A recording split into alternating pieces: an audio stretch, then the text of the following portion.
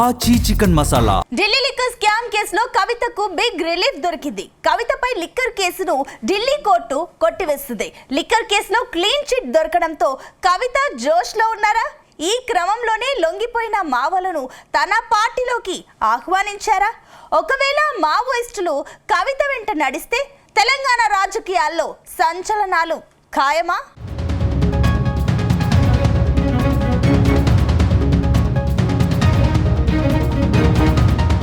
తెలంగాణ జాగృతి అధ్యక్షురాలు కల్వకుంట్ల కవితకు big relief దక్కింది. ఢిల్లీ లిక్కర్ స్కామ్ కేసులో కవిత నేరం చేసింది అనడానికి సరైన ఆధారాలు లేనందున రౌస్ అవెన్యూ కోర్టు ఆమెకు క్లీన్ చీట్ ఇచ్చింది.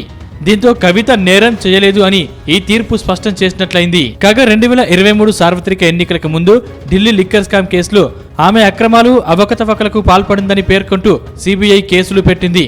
ఆ తర్వాత విచారణ పేరుతో కస్టడీకి తీసుకుంది. సుమారు 166 రోజుల పాటు ఆమె తిహార్ జైల్లో ఉన్నారు. ఆ తర్వాత బెయిల్ రావడంతో బయటకొచ్చారు. త్వరలోనే కొత్త పార్టీని ప్రకటించేందుకు కవిత రెడీ అవుతున్నారు. మే నెలలో కొత్త పార్టీ పేరును ప్రకటించే అవకాశం ఉంది.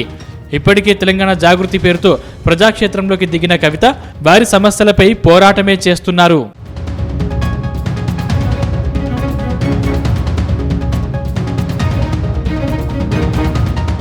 ఇక ఢిల్లీ లిక్కర్ కేసులో రౌస్ అవెన్యూ కోర్టు తీర్పు తనకు మోరల్ విక్టరీ అన్నారు తెలంగాణ జాగృతి అధ్యక్షురాలు కవిత.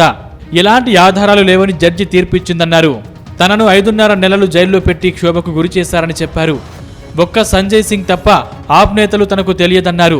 ఇప్పుడు మాట్లాడుతున్న బీఆర్ఎస్ నేతలు తాను అరెస్ట్ అయినప్పుడు ఎక్కడికి వెళ్లారని కవిత ప్రశ్నించారు. తనకంటే 1,00,000 రెట్లు సమాజం పట్ల అవగాహన మావోయిస్టు అగ్రనేతలకు ఉందన్నారు. తాను పార్టీ పెట్టిన తర్వాత చాలా సంచలనాలు ఉంటాయన్నారు కవిత.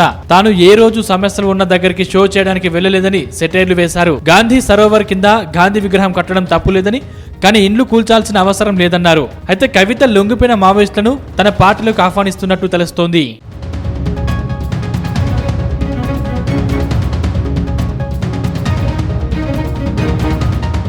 ప్రస్తుతం ఎమ్మెల్సీ కవిత కొత్త పార్టీ ఏర్పాట్లలో బిజీగా ఉన్నా ఆమె దగ్గర చెప్పుకోదగ్గ లీడర్ లేకుండా పోయారు. రాష్ట్ర స్థాయిలో చక్రం తిప్పే లీడర్ తన వెంట లేరనే లోటు కవితను వెంటాడుతోంది.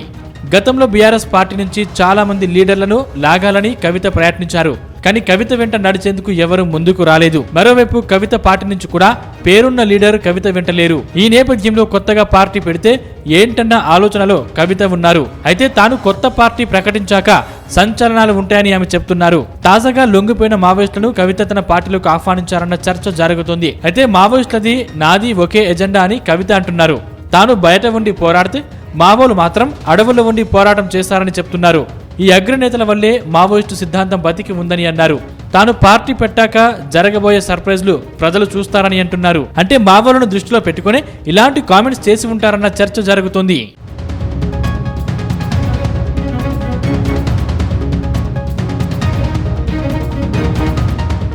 ఇదిలా ఉంటే లొంగిపోయిన మావోయిస్టులు సెక్రటేరియట్కు వెళ్లడం చర్చనీయాంశంగా మారింది.